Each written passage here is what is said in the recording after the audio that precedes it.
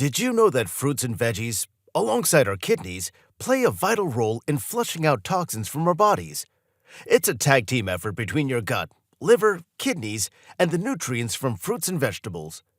You see, our bodies are incredible at naturally detoxing and getting rid of harmful substances. They're constantly working to filter out the bad things and absorb all the good ones from the food we eat. The antioxidants in fruits and veggies latch onto toxins and free radicals, eliminating them from our bodies through our kidneys.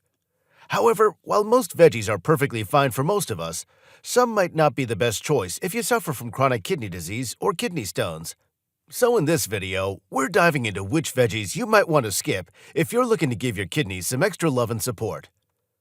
Number 1. Tomatoes. Tomatoes, while commonly enjoyed for their flavor and versatility in cooking, contain high potassium levels.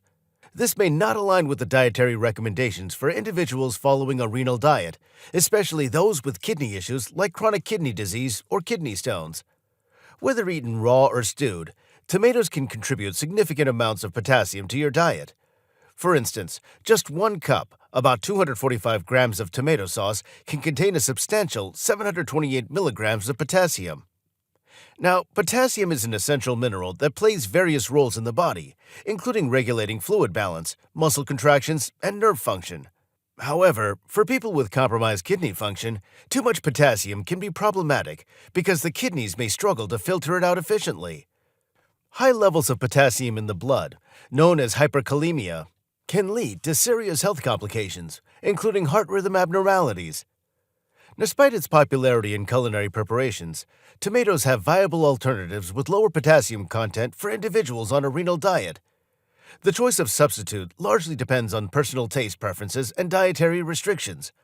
One such option is swapping out tomato sauce for a roasted red pepper sauce.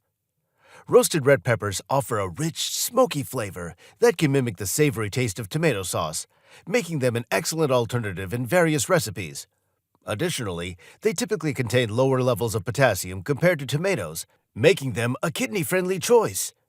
Making the switch to roasted red pepper sauce can provide a flavorful alternative while reducing the potassium load per serving, thus supporting better kidney health for those following a renal diet. And if you're finding this video helpful and want to see more content like this, don't forget to give it a thumbs up and hit that subscribe button to stay connected. Number 2. Potatoes.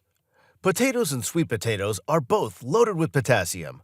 For instance, just 1 medium-sized baked potato packs about 610 milligrams of potassium, while an average-sized baked sweet potato clocks in at around 542 milligrams. Now here's where it gets interesting. There's a trick to help reduce the potassium content in these starchy veggies. It's called soaking or leaching. Research suggests that boiling potatoes, especially if you start with cold water, can significantly slash their potassium content. And get this, soaking potatoes in water for just 5 to 10 minutes can reduce their potassium levels by up to 20%. This technique, also known as potassium leaching or the double cook method, can help make potatoes more kidney-friendly. However, it's crucial to remember that even after double cooking, potatoes still retain some potassium. So, while it's a helpful strategy, it's not a complete potassium eliminator. To practice portion control when enjoying double-cooked potatoes, it's essential to keep your potassium levels in check. After all, moderation is necessary when it comes to maintaining a kidney-friendly diet. Number 3. Leafy green vegetables. Leafy greens like spinach and beet greens are nutritional powerhouses, but they're also loaded with potassium, which can be a concern for those watching their kidney health. When eaten raw, the potassium content in these greens can range from 136 to 290 milligrams per cup, depending on the type and serving size. Even though leafy greens shrink in size when cooked, their potassium content remains the same. Take spinach, for example. It wilts down quite a bit when cooked, so if you're munching on half a cup of cooked spinach, you're getting a much higher dose of potassium compared to the same amount raw. Also, if you've had issues with oxalate-containing kidney stones, you might want to think twice before loading up on beets, beet greens, or beetroot powder. They're chock full of oxalates, and that can spell trouble when it comes to kidney stone formation. Beets, especially, are notorious for their high oxalate content, which plays a big role in these kidney stones. So, if you're already dealing with kidney stones, it's a good idea to talk to your doctor before taking beet juice. The oxalates in beetroot can also crank up the levels of uric acid in your blood.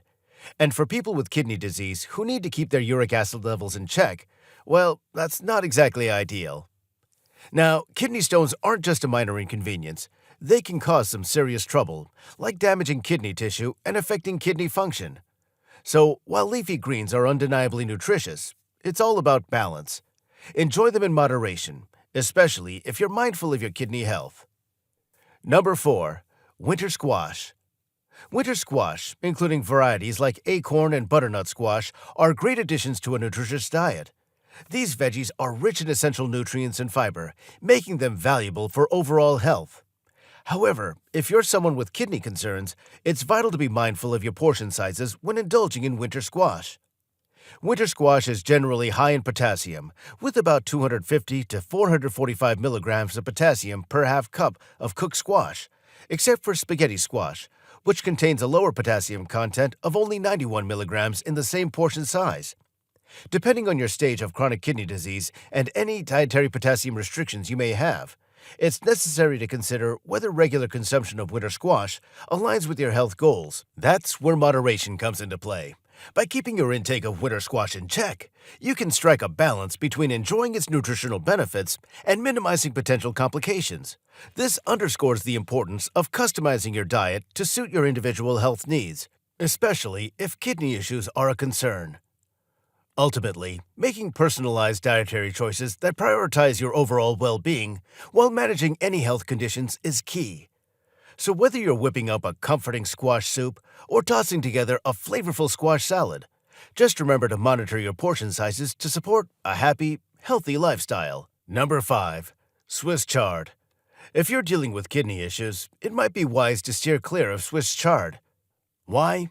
Well, just like spinach, Swiss chard is loaded with oxalates that can spell trouble. When Swiss chard is raw, it contains roughly 600 to 650 milligrams of oxalates per 100 grams. Even when it's boiled or cooked, it still packs a punch, with about 400 to 500 milligrams of oxalates per 100 grams. These oxalates can team up with calcium in your body and form kidney stones. And that's not a road you want to go down, especially if your kidneys aren't in the best shape. Oxalates can increase the risk of kidney stones, which can damage kidney tissue and decrease kidney function. But that's not all. Swiss chard is also high in vitamin K, and sudden changes in vitamin K consumption can interfere with the effectiveness of blood thinners. So, whether you're already dealing with kidney disease or you've had kidney stones in the past, it's probably a good idea to give Swiss chard the side eye and opt for other veggies instead. Number 6. Rhubarb. Rhubarb is known for its tangy taste and vibrant color, but did you know that it's also notably high in oxalates, especially in the leaves? Oxalic acid, found in rhubarb leaves, gives them their tart flavor and can convert into oxalates in our bodies. These oxalates have a knack for binding with calcium, hindering its absorption and utilization for bone and teeth health. So munching on rhubarb might not only increase your risk of kidney stones, but also potentially deprive your body of much-needed calcium. Raw rhubarb leaves are particularly rich in oxalates, containing about 400 to 500 milligrams per 100 grams, while cooked rhubarb still packs a punch with up to 450 milligrams per 100 grams. If you're keen on including rhubarb in your diet, it's best to focus on the stalks rather than the leaves. Rhubarb leaves contain higher concentrations of oxalates and can even be toxic. Excessive consumption of rhubarb, especially the leaves, can lead to acute secondary oxalate nephropathy, which may cause acute renal failure.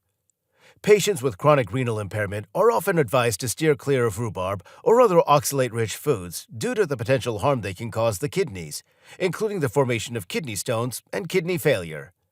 Rhubarb is also relatively high in potassium, which could be problematic, especially if you're already dealing with high potassium levels in your body and your kidneys aren't functioning optimally.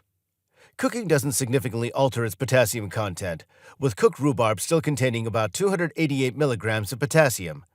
So, it's essential to consume rhubarb in moderation and keep an eye on your overall intake of oxalates and potassium for better kidney health. If someone is dealing with chronic kidney disease, doctors often suggest cutting back on potassium, phosphorus, and sodium in their diet to help manage the condition. Now, the specific diet restrictions can vary depending on which stage of the disease they're in. That's where a renal dietitian can swoop in and save the day. They help people with CKD figure out the best eating plan tailored just for them. So, before we go, a quick reminder. If you found this info helpful, don't forget to show some love by hitting that like button and subscribing.